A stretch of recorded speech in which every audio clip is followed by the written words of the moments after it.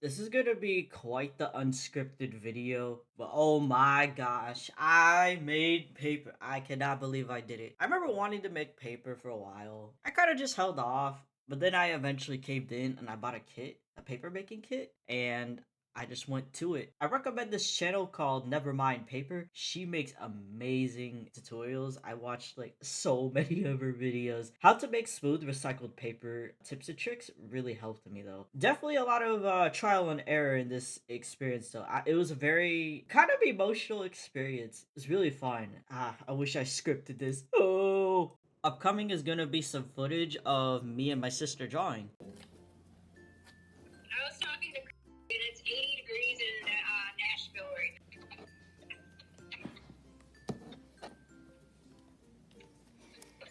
now. I'm scared. Is that too dark?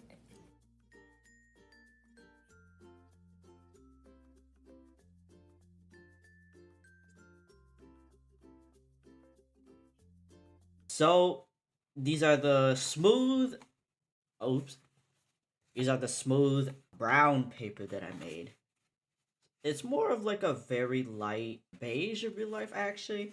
It's a lot smoother than my first attempt. Please use cloth when you transfer the paper down. You will get a much smoother paper if you do. I used a bunch of unused shirts that we don't really wear, unused clothes, whatnot. If you use a plastic table cover, expect really hard to draw on paper. Here's some artworks that I made with it. Yeah, I'll show. All of these are of characters that I currently own. I'll link to all of them in the description. I would say this is more of a fun afternoon activity rather than something that you could replace. Let's say you're a professional artist or like try to sell commissions. You need good paper to draw on. Unless you're really good at paper making, this could be of a bit of a learning curve. Ooh, but I don't know. This is really good for doodling. If you need something to doodle on and you go through a lot of paper, like printer paper, cardstock, whatnot, would I say it's really good at holding paint? Oh yeah, I should go through exactly what materials it holds well. So a lot of this is paint, like Sharpies, gel pens. Like if you have like a persistent material like a paint marker or those paint gel pens or acrylic paint, I would recommend it for paper like this. I wouldn't recommend colored pencils. Maybe alcohol markers, maybe, but I can't guarantee how they will show up on this paper. I used I used acrylic paint on this one. This is an artwork that my sister did. It's very cute. I really love this. I forgot what I used on. I think I used alcohol markers on this one and acrylic paints. I do go through a lot of paper when I doodle.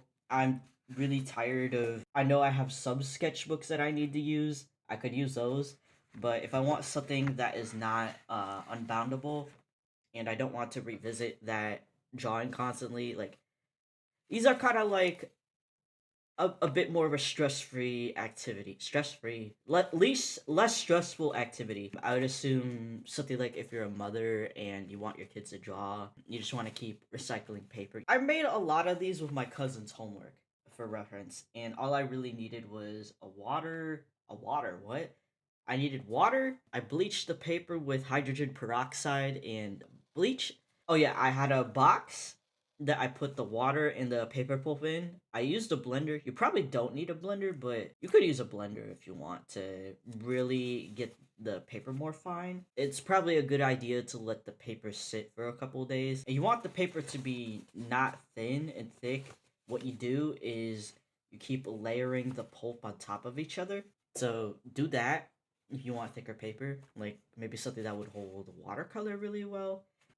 Alright, future me coming in to edit to say this is my first attempt at paper. I don't even think I have to do a close-up to show you how rough it is.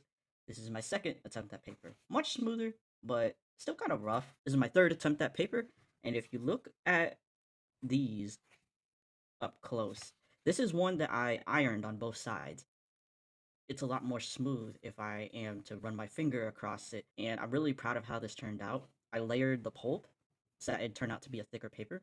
And yeah, it's just a lot smoother, so I do recommend the ironing method if you got time for that. So yeah, what other things could I say about this paper? But yeah, this is a good way to save money on paper. I will say if you need something to write on or if you want to recycle, that's a good idea. For drawing, would I recommend this? Depends on who you are. I will do this again. All right. Bye bye. Thank you for watching.